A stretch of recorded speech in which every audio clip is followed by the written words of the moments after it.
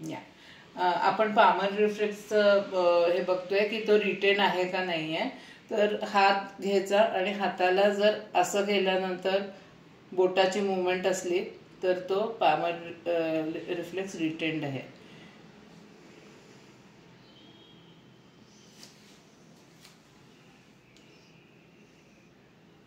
Loose loose.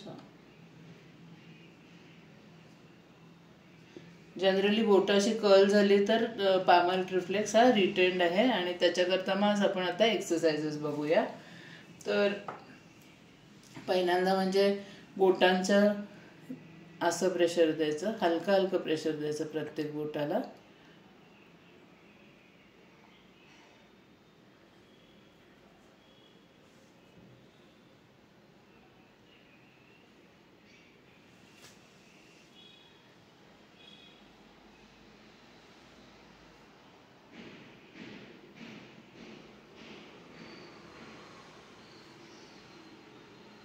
नंतर मग असं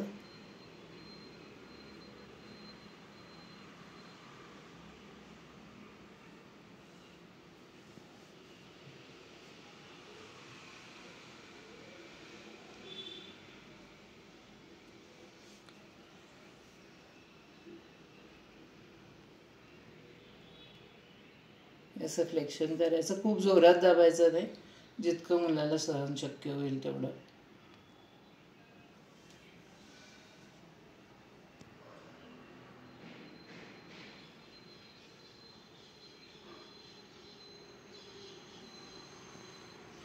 त्याच्यानंतर मी खांद्यापासून हे करते, असं धरलेलं आहे आणि हा असा प्रेशर देते.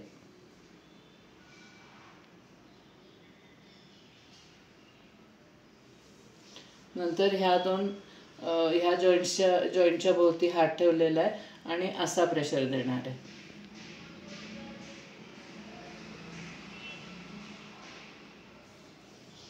सेम इकडे.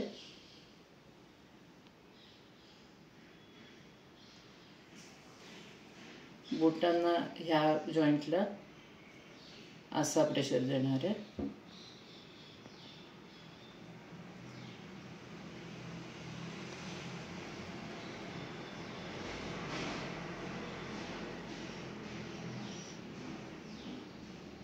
साधारण 5 काउंट्स आपण प्रत्येक ठिकाणी घेऊ शकतो.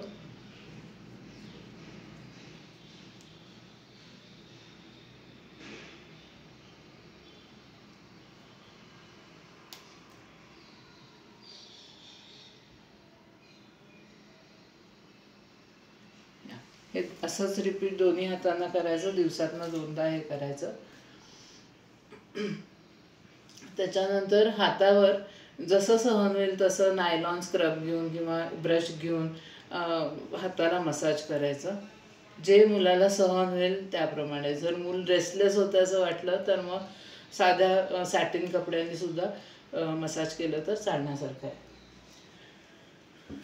असं कर. या